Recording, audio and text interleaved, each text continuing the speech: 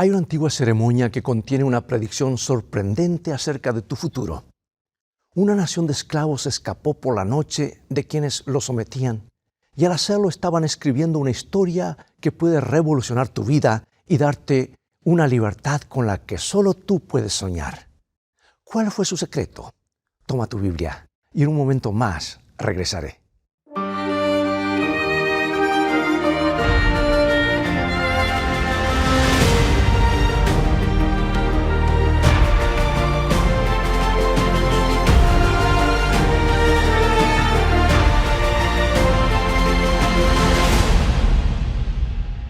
Es una noche primaveral en la antigua tierra de Egipto.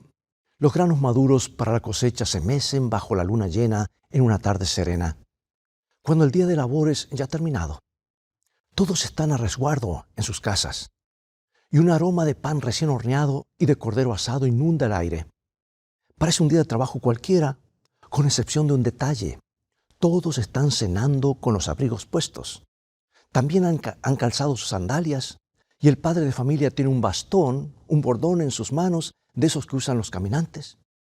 Y de repente, la quietud de la noche es lacerada por el lamento desgarrador de una madre que acaba de encontrar el cuerpo de su hijo mayor rígido y frío sobre su cama. Otro grito surge de la casa vecina, porque acaban de hacer el mismo descubrimiento. Algo o alguien está cobrando las vidas de los hijos mayores. Pero esto sucede únicamente en las casas de los egipcios. Nadie toca a los israelitas. Y cuando el faraón despertó por la mañana, se enteró de que su hijo mayor había muerto. Aunque el faraón era considerado como un dios entre los egipcios, no tuvo poder para detener la desgraciada plaga. Tampoco había sido capaz de evitar las anteriores plagas que habían caído sobre Egipto. ¿Cuánto más podría soportar su pueblo? Quizás ya era hora de que los israelitas se marcharan. Quizás era el momento de liberarlos de la esclavitud, pero Él ya lo había prometido antes y la naturaleza humana es rápida para olvidar una promesa hecha bajo presión.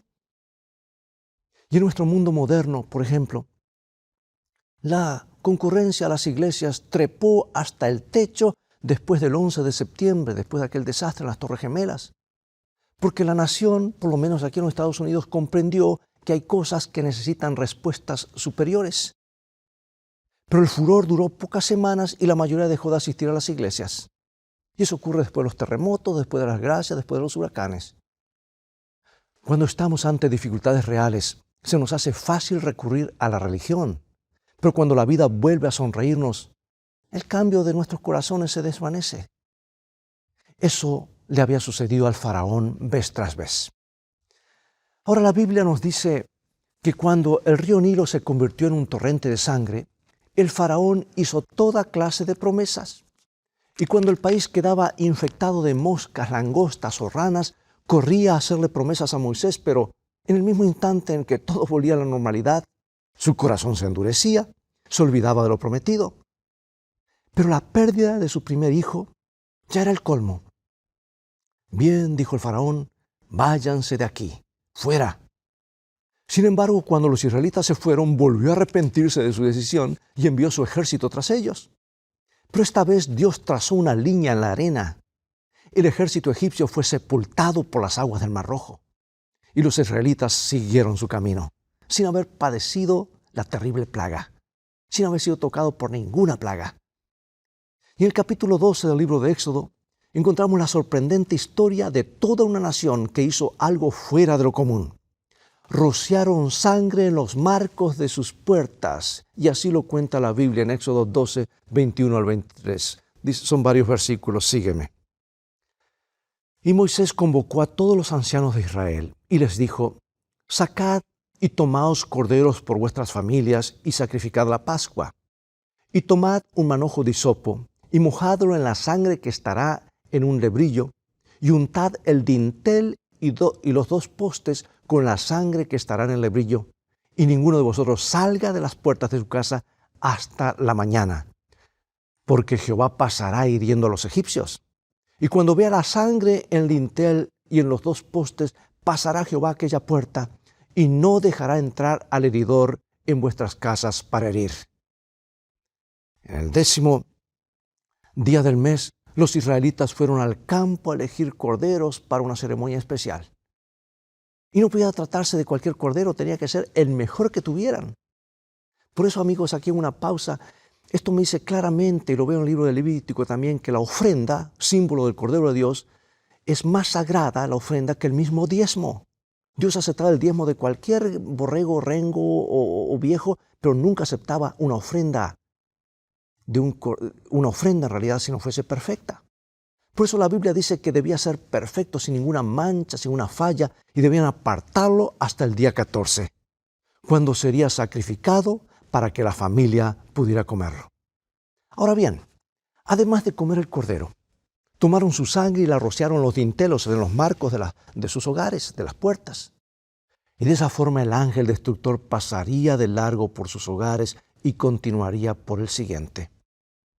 Esa es la razón por la cual a la celebración de aquella noche todavía la llamamos Pascua, que quiere decir pasar por alto. Porque la plaga de la muerte pasó por alto al pueblo de Dios y no le causó ningún daño. No se necesita mucha imaginación para comprender el mensaje que Dios estaba tratando de enviarnos aquella noche. Porque a lo largo de toda la Biblia se llama a Jesús el Cordero de Dios. Y el libro de Apocalipsis, en Apocalipsis ese título está más de 20 veces. El Cordero inocente que los israelitas sacrificaron era un símbolo de Jesús, el inocente Cordero de Dios que moriría por los pecados del mundo. Y cuando tú y yo aceptamos la muerte de Cristo en nuestro favor y rociamos con su sangre el dintel de las puertas de nuestros corazones, la plaga de la muerte, o sea, consecuencia del pecado, seguirá de largo. Pero hay más de lo que se ve a primera vista. Después que la sangre del cordero era rociada en los marcos, la Biblia nos dice que la familia asaba y comía el cordero junto con pan sin levadura y hierbas amargas. Si sobraba carne después de la cena, debían destruirla en el fuego, porque bajo ninguna circunstancia podían desperdiciarla o permitir que se corrompiera. Ese símbolo también señala a Jesús, cuyo sacrificio en la cruz no puede desperdiciarse.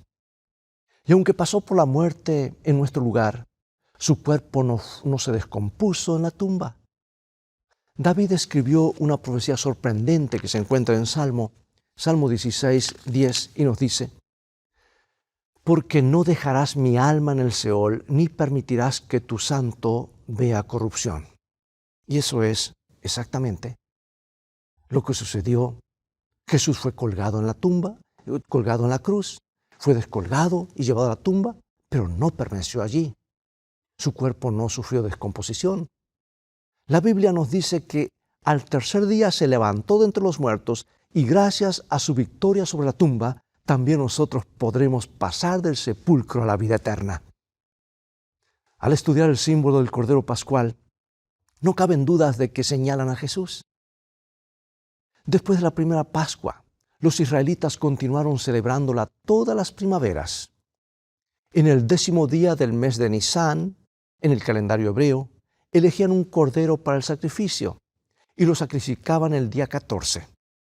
Y durante los 4 días que iban desde la elección hasta el sacrificio, solían atar al cordero a una estaca para que la gente pudiera examinarlo y asegurarse de que no tenía defecto. Es muy interesante que el capítulo 12 del Evangelio de Juan se cuenta que Jesús dice entró a Jerusalén en un burro el 9º día del mes, o sea, 5 días antes de la Pascua. Y el capítulo 19 de Lucas leemos que después de la entrada de la ciudad, expulsó a los cambistas del templo y comenzó a enseñar públicamente.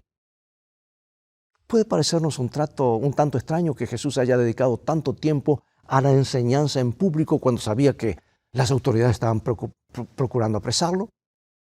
Pero si comparas a Jesús con el Cordero Pascual, verás que no es para nada extraño esto que ocurrió y por qué lo hizo. Porque el registro bíblico nos indica que Jesús enseñó públicamente en el templo desde el día 10 del mes hasta que fue crucificado el día 14. Al igual que el Cordero Pascual, estuvo en exposición pública para que todos los que quisieran pudieran inspeccionarlo. Pudieron escuchar sus enseñanzas y juzgar por sí mismos si era o no un cordero puro y sin mancha. Y cuando Jesús fue llevado a la corte de Anás, el ex sumo sacerdote, Anás, le dijo que se explicara a sí mismo. Y al responderle, Jesús dijo que había estado en el templo enseñando públicamente, y si Anás quería saber cuáles eran sus enseñanzas, podía ir a preguntarle a la gente que lo había escuchado. Tú puedes leerlo esto en San Juan capítulo 18. Al igual que el Cordero de la Pascua, Jesús había estado en exhibición pública el tiempo suficiente para que todos comprobaran que era el verdadero Cordero de Dios. Esto quiere decir que tú y yo también tenemos nuestro Cordero Pascual y su nombre es Jesús. Cuando Jesús vino a esta tierra, fue anunciado por Juan el Bautista. Y cuando Juan lo vio a Jesús por primera vez, dijo en San Juan 1:29, vamos a buscarlo en la Biblia, San Juan 1:29 nos dice así: He aquí el Cordero de Dios que quita los pecados del mundo. Y en su primera carta a la iglesia de Corintios, Pablo dice que Jesús es nuestra Pascua y dice que fue sacrificado por nosotros. Pedro también dice que Jesús era el Cordero perfecto, sin mancha ni tacha. Y en el libro de Apocalipsis encontramos que Juan ve a Jesús entrando en las cortes celestiales como un cordero que fue inmolado. Como ves, en la Biblia hay una invitación para que rocíes la sangre de Jesús en el marco de la puerta de tu corazón. Él dio su sangre para que tú pudieras escapar de la plaga de la muerte y disfrutar de la vida eterna en su presencia. María era una niñita que necesitaba urgentemente una transfusión de sangre. Padecía una enfermedad muy rara y su única posibilidad de vivir era que alguien que ya hubiera tenido esa enfermedad y se hubiera curado le donara su sangre. Su hermano mayor, Timmy, reunía esas características. Así que los angustiados padres llevaron sus hijos al hospital donde el médico entrevistó al pequeño Timmy. Escúchame, Timmy, tengo una pregunta muy importante que hacerte y quiero que lo pienses muy bien. ¿Estás dispuesto a dar tu sangre para tu hermana? Hubo un silencio mortal en la habitación. El niñito no dijo palabra por algunos momentos y luego hizo una mueca con los labios como si estuviera a punto de llorar. Alguien iba a decir algo para aliviar la tensión del niño cuando su mueca se convirtió en una enorme sonrisa. Por supuesto, doctor, dijo Timmy. Estoy dispuesto a hacerlo por mi hermana. Llevaron a los dos niños hasta una habitación. María pálida y enferma, y su hermano mayor lleno de salud. Ninguno de los dos hablaba palabra, pero en algún momento sus ojos se cruzaron. Timmy le envió una sonrisa a su hermana, pero la sonrisa desapareció cuando la enfermera introdujo una aguja en su brazo.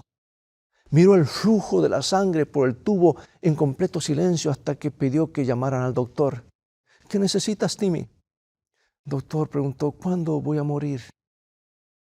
Recién entonces todos comprendieron que Timmy había dudado un poco antes de dar su consentimiento.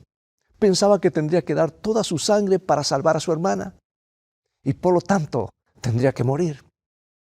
Nadie tiene mayor amor que este, dijo Jesús, que uno ponga su vida por sus amigos. El Cordero Pascual nos enseña que Jesús estaba dispuesto a darse por completo para rescatarnos para su reino. No solo estuvo dispuesto a derramar su sangre, también estuvo pronto para morir y librarnos así de la plaga de la muerte y de la esclavitud del pecado. Me gusta la forma en que lo dice la escritora cristiana Martha Zimmerman. Dios sacrificó al Cordero en el altar de la cruz. Esas tablas de madera se convirtieron en el marco de la puerta de nuestro hogar. Dios nos promete pasar por alto nuestra sentencia de muerte si estamos dispuestos a ponernos bajo su protección. Eso es lo que recordamos y celebramos en la Pascua, amigo y amiga. Isaías, el profeta evangélico, predijo la crucifixión de Jesús. Lo hizo con términos que nos recuerdan la Pascua. Isaías 53:7. Angustiado él y afligido, no abrió su boca. Como cordero fue llevado al matadero, y como oveja delante de sus trasquiladores, enmudeció y no abrió su boca. Nunca estuve en un matadero, pero imagino que debe ser algo terrible. Una cantidad de animales que cuando se dan cuenta de lo que está pasando comienzan a protestar a gritos. Pero los corderos se comportan de un modo distinto. Se quedan calladitos sin protestar. Y esa puede ser otra de las razones por las que Dios eligió ese maravilloso animalito para representar a su Hijo. Cuando Jesús ingresó en el patio para ser juzgado, se negó a pelear. Aun cuando lo escupieron y lo azotaron y tiraron de su barba, nunca respondió a las agresiones. Sabía que para que tú y yo pudiésemos entrar en el paraíso, Él debía pasar por todo eso y por la cruz. No había otra manera. Y lleno de un amor por ti, que es difícil de entender, cumplió mansamente con su destino. Por eso a veces me pregunto, ¿cómo hicieron los ángeles para no reaccionar cuando Jesús fue llevado a la cruz? ¿Qué los detuvo cuando lo azotábamos en la espalda con un látigo romano al perfecto Hijo de Dios?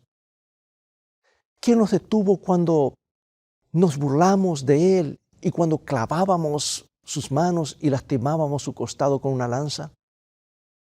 ¿Cómo pudieron refrenarse los ángeles y no actuar? Me hice esas preguntas durante mucho tiempo hasta que encontré un versículo en el libro Apocalipsis que nos da una pista de por qué los ángeles pudieron contenerse. Apocalipsis capítulo 13, versículo 8. Dice que Jesús es el Cordero que fue inmolado desde el principio del mundo. Desde la fundación del mundo, dice otras versiones. Quiere decir que aún antes de que hubiésemos pecado, Jesús se había ofrecido a sí mismo como nuestro Cordero sacrificial. En algún punto distante del pasado, antes de que el pecado hubiera llegado a ser un problema, Dios había planeado nuestra salvación, por si acaso. Y antes de que Cristo naciera, los ángeles sabían el motivo de su venida y sabían cuán importantes somos para nuestro Salvador. Pero esto no quiere decir que les resultara fácil. Estoy seguro de que los ángeles contemplaban la forma en la que tratábamos a Jesús e hicieron lo único que podían hacer. Si Jesús les hubiera dado la orden, se habrían lanzado a la acción para terminar con su sufrimiento. Pero ese pedido de auxilio nunca llegó porque Jesús quería ser tu Pascua. Cuando lo arrestaron, Pedro sacó su espada para defenderlo, pero Jesús le ordenó que se detuviera. Pedro le dijo, ¿no te parece que si quisiera podría llamar a 12 legiones de ángeles? ¿No crees que podría detener todo esto? En ese breve instante Jesús nos mostró algo que es muy importante. No era un mártir indefenso. No fue hasta la cruz porque no tuviera más remedio. Sufrió y murió porque era la única manera de librarte de la carga del pecado. No es que quisiera sufrir. La Biblia nos muestra claramente que en el jardín de Getsemaní su sufrimiento fue tan terrible que Jesús llegó a pedirle al Padre que se lo quitara. Padre, dijo, quiero hacer tu voluntad, así que si debo pasar por esto, lo voy a hacer. Y con el ojo de la mente pudo verte a ti, pudo verme a mí, aunque el hecho sucedió hace 2000 años. Y sabía que si no iba a la cruz, tú te perderías el reino de los cielos y no podrías pasar la eternidad junto a Él. Entonces pasó por todo esto, y fue por amor a ti que no permitió que los ángeles impidieran la crucifixión. Pero trata de imaginar, amigo y amiga, cuánto debe haberles costado contemplar sin poder hacer nada. Ángeles todopoderosos. ¿Qué sintieron cuando nos vieron escupiendo en el rostro de su Hijo? Del Hijo de Dios, clavándolo en la cruz. ¿Qué sintieron cuando nos vieron burlándonos de nuestro propio Creador? Como no podían hacer nada para evitarlo, deben haber volteado sus cabezas con horror y vergüenza. Por todo ello nos preguntamos, ¿qué sentirán cuando alguno de nosotros rechaza la invitación de Jesús? ¿Cómo hacen para contenerse cuando ven que seguimos alejándonos de Cristo? Eso me recuerda a la famosa historia de un hombre que maniobraba un puente levadizo para trenes de pasajeros. Un día llevó a su hijito consigo y con el paso del día perdió de vista donde estaba jugando el niño. Lo buscó por todas partes y para su horror descubrió que el pequeño había caído en una caja, en la caja de las máquinas que elevaban y bajaban el puente. Como si fuera poco, en ese mismo momento escuchó el sonido del tren que se acercaba. ¿Qué haría?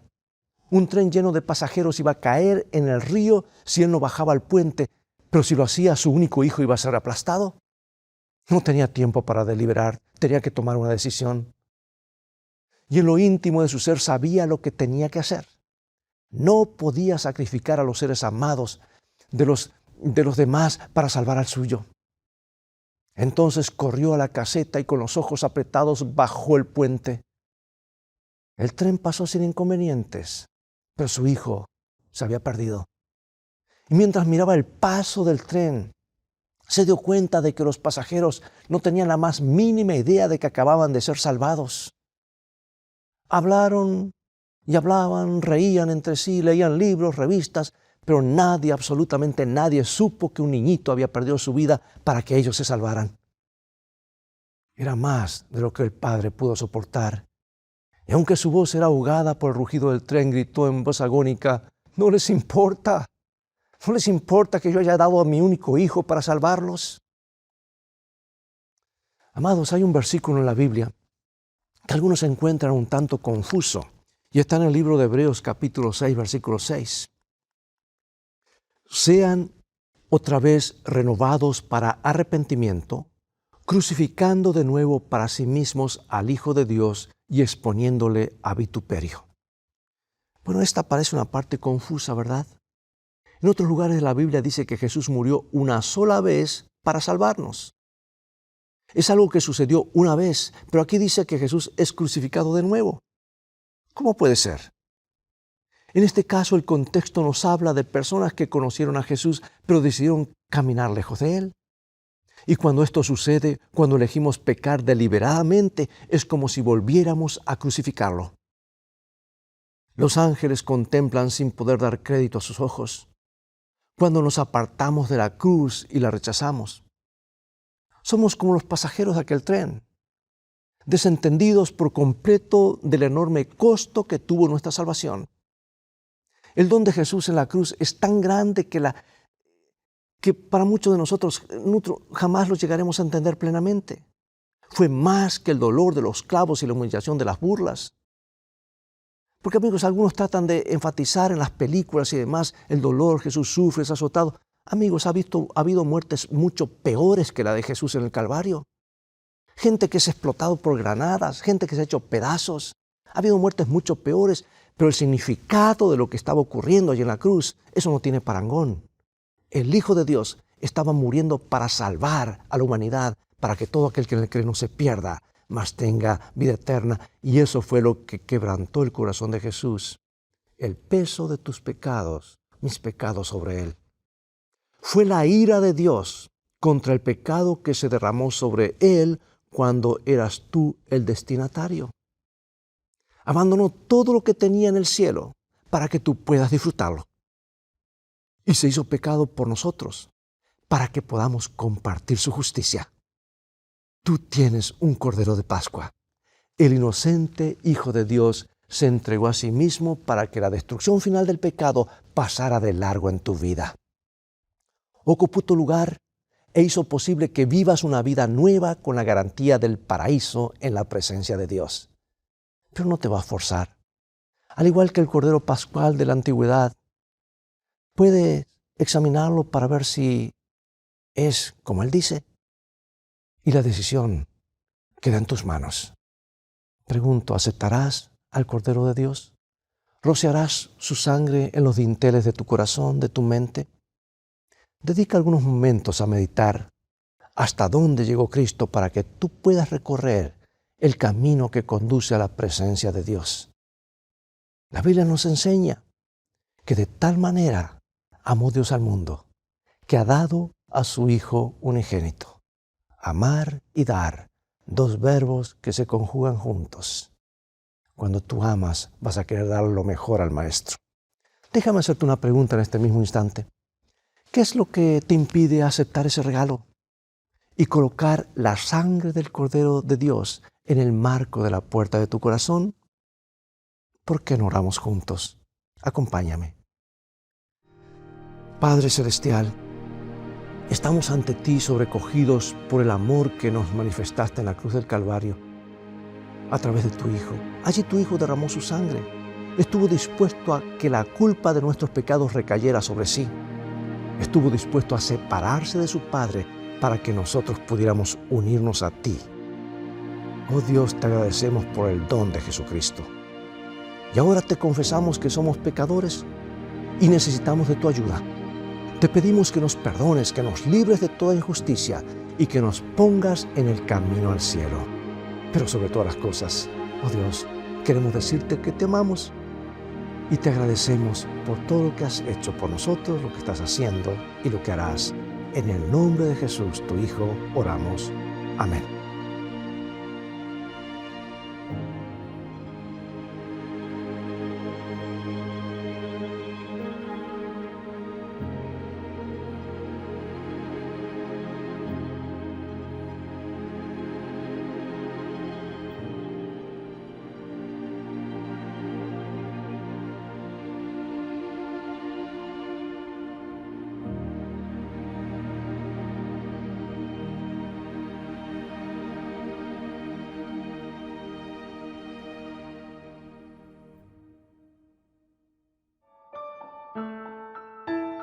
Recordad que nunca alcanzaréis una norma más elevada que la que vosotros mismos os fijéis.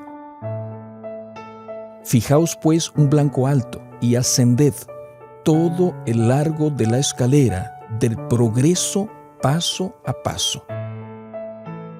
Aunque represente penoso esfuerzo, abnegación y sacrificio, avanzad con determinación en la debida dirección. Y las circunstancias serán vuestros ayudadores y no vuestros obstáculos.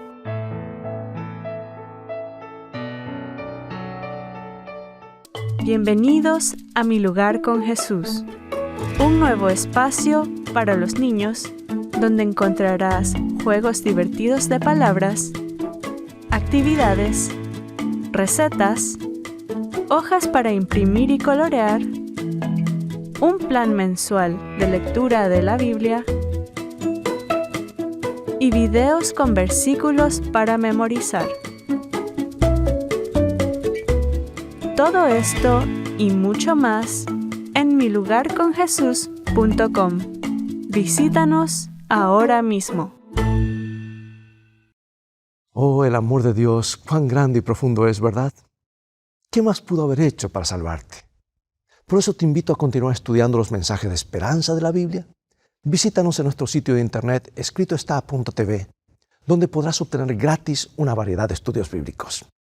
Dios te bendiga y te guarde. Y recuerda, escrito está, no solo de pan vivirá el hombre, sino de toda palabra que sale de la boca de Dios.